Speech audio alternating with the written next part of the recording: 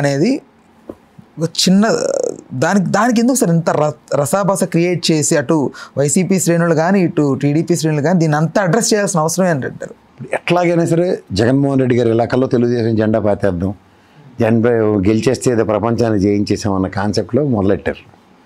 ఓవరాల్గా తెలుసో తెలియకో somebody is rumbling the political situations in the other side అన్నది మాత్రం క్రిస్టల్ క్లియర్గా కనబడుతుంది.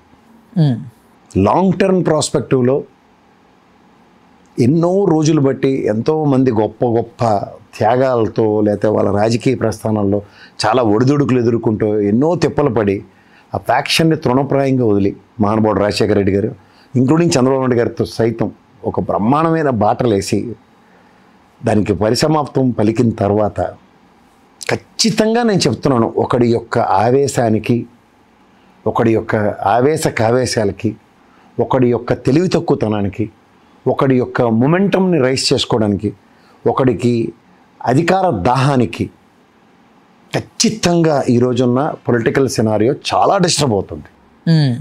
కొన్ని దశాబ్దాలు పట్టింది అక్కడ రాయలసీమలో వెనుకబాటుతనం అన్న బాధలోంచి వచ్చిన ఫ్యాక్షనిజాన్ని నిర్మూలిస్తూ వాళ్ళందరికీ చదువుల బాట, తర్వాత ఉపాధి బాట, తర్వాత వ్యవసాయం పట్ల నానా తిప్పులు పడి పుక్క నీళ్ళు వచ్చే పరిస్థితి, ఎన్నో ప్రభుత్వాల కృషి ఫలితం ఇవాళ అమ్మయ్యా అనుకున్న దగ్గర ఇవాళ మళ్ళీ మొదటకు తీస్తున్నారు చూడండి.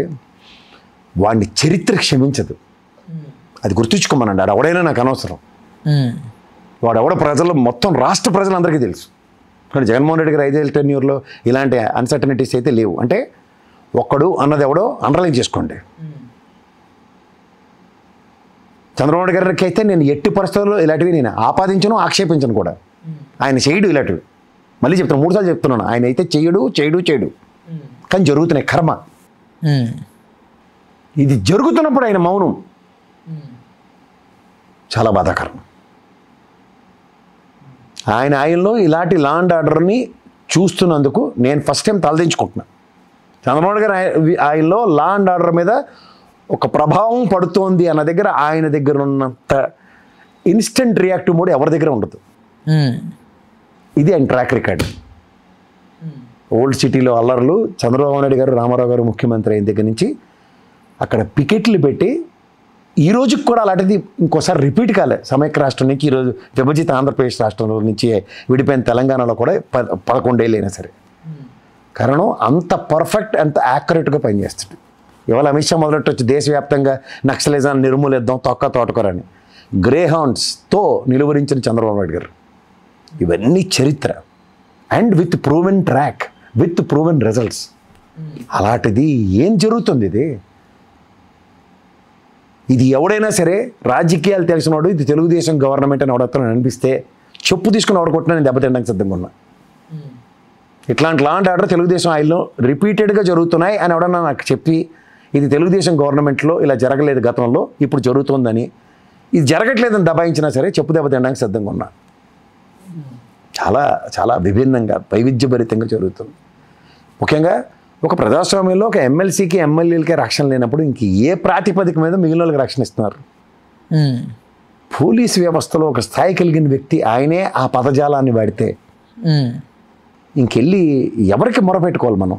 ఇప్పుడు రాముడు కప్ప స్టోరీ తెలుసు కదా మీకు. కప్ప మీద కాలేస్తాడు రాముడు.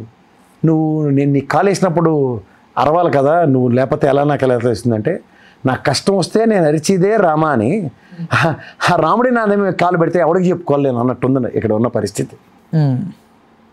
నాకు ఎప్పుడో నక్సలైట్లు ఈ బుర్ర తక్కువ వెధవలని తిడతాను. ఎందుకంటే పత్తి తర్వాత మిరప ఇలాంటి వాటికి గ్రేడింగులతో రేట్లు నిర్ణయిస్తారు. వాళ్ళు పెద్ద అచ్చని పచ్చపూసల్లాగా వచ్చి పత్తికి రేట్ ఇవ్వండి, ఏ గ్రేడ్కి బి గ్రేడ్కి అని ఏదో చెప్పేసి పోతారు. పోయిన తర్వాత జరిగే దాష్టికం ఎలా ఉంటుందంటే, ఇంకా వాళ్ళ ప్రెజెన్స్లో A grade B grade C grade ఉండదు, ఇంకా సి గ్రేడ్తో రేట్లు డిసైడ్ చేస్తారు వాళ్ళు వెళ్ళిపోయిన తర్వాత. అలాంటిది ఏదో దానికి సంబంధించిన పత్తి విషయంలో ఈ నక్సలైట్లు నేను ఒక 2-3 సార్లు కంపారిటివ్గా ఆ మాటలు మాడి ఉండొచ్చు. కానీ ఇది ఇవాళ రాయలసీమ పరిభాషలో దాని అర్థం పరమార్థాలు వేరు. ప్రాంతాన్ని బట్టి కొన్ని భాషకి కొన్ని పదాలు వాడాలా వాడకూడదా అన్నది బేర్ మినిమంగా అండర్స్టాండ్ చేసుకుని దాని ఇతిపరాలని తెలుసుకుని మాట్లాడడం సభ్య సమాజంలో సంస్కారం అంటారు. సంస్కారాన్ని ఎప్పుడైతే కోల్పోతామో విచక్షణారాహిత్యంగా కాన్సిక్వెన్సెస్ ఆర్ టోటలీ డిఫరెంట్. ఇవాళ మీకు మళ్ళీ చెప్తున్నాను, ఒక ఎమ్మెల్సీకి, ఒక రాము అనే ఒక స్థాయి కలిగిన వ్యక్తికి గ్రామ ప్రజలు నిలువరించకపోతే ఈ definitely would have led to anyway. ఈ కాన్సిక్వెన్సెస్ ఇట్లా రిపీటెడ్గా జరుగుతుంటే ఈ చిన్న చితక జెడ్పీటీసీ ఎంపీటీసీ ఎలక్షన్లకి వాటికి కూడా బై ఎలక్షన్స్కి కూడా కనీసం సానుభూతి పరంగా కుటుంబంలో సభ్యులు చనిపోతున్న దగ్గర సంఘీభావాలు ప్రకటించే సంస్కృతిని మొదట పరిచయం చేసిన తెలుగుదేశమే ఇవాళ విభిన్నంగా నడుచుకుంటే ఏం చేయాలా, ఏమని మాట్లాడాలి దాంతో? అంటే అయితే బీటెక్ రవి గారు లాంటి వాళ్ళు వైసీపీ వాళ్ళే కొట్టుకొని మా మీద వేస్తున్నారు అనేది ఆయన మాట్లాడుతున్నారు సార్. కొన్ని మాటలు వాళ్ళ స్థాయికి వన్నీ తెస్తాయా లేదా అన్నది వాళ్ళే ప్రక్షాళించుకుని మాట్లాడుకోవాలి. నాకు తెలిసి అనంతపురంలో ప్రజారాజ్యం పార్టీ క్యాండిడేట్ నిలబడ్డాడు. ఆయన కారణం ఆయనే బాంబు పెట్టుకుని పేల్చుకున్నాడు. అలాంటి తెలివి తక్కువ మేడం ప్రపంచంలో ఎక్కడ ఉండదు. అర్థమైందా?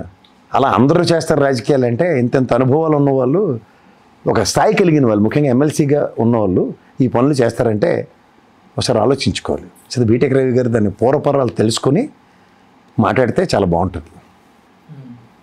అయితే స్క్రిప్ట్ ఎక్కడి నుంచి వచ్చింది కాబట్టి ఆ స్క్రిప్ట్ ప్రకారం అందరూ నడుచుకుని అదే బాటలో అదే స్క్రిప్ట్ డైలాగులు చెప్పుకొని కాలక్షేపం చేస్తామంటే అది మీ విజ్ఞతకు వదిలేస్తాం. అంతకన్నా వెళ్ళి సార్ యాక్చువల్లీ ఒకటైతే ప్రధానంగా మాట్లాడాలి సార్ దీని గురించి. మెయిన్గా వైఎస్ఆర్సీపీ టైంలోనే ఎక్కువ గూండాయిజం జరిగింది, రౌడీజం జరిగింది, ఇట్లా జరుగుతోంది, అక్రమాలు ఫ్యాక్షనిజం చేస్తున్నారు, మళ్ళీ అది ఇదని మాట్లాడి.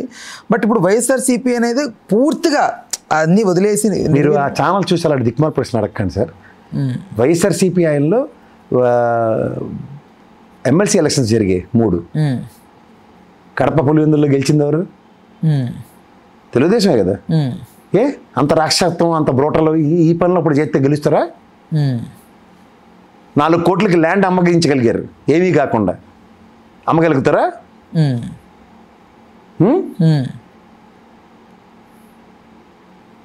ఏం మాడుతున్నారు సార్, ఏం మాడుతున్నారు? ఏమన్నా తెలిసి మాడతారా లేకపోతే గుడ్డే చేల్లో పడినట్టు అడిగేస్తే ప్రశ్న దాన్ని బట్టి సమాధానం ఉండదు అనుకుంటున్నారా? ఇదే ఎలక్షన్కి నేను చెప్తున్నాను, ఎమ్మెల్సీ ఎలక్షన్ నిజంగా ఇంత వైలెన్స్ జరుగుంటే తెలుగుదేశం గెలిచిందనా? చెప్పండి. మన సైడ్ అయిపోయేది కదా సార్. మనమే ప్రశ్న మన దగ్గర ఉంటుంది, ఆన్సర్ మన దగ్గర ఉంటుంది, కానీ ఆన్సర్ని అనుగుణంగా మలిచి మాట్లాడడం తపేలా ఛానల్కే చెల్లుతుంది. మంచిది, ఆ వార్తలు చూడొద్దని చెప్తాను వాడికి. Thank you. హలో, తెలుగు రాజ్యం ఛానల్ చూస్తున్నారా? సామాజిక రాజకీయ జీవన చిత్రణే తెలుగు రాజ్యం. అతిశయోక్తులు అసత్యాలు ఉండవు.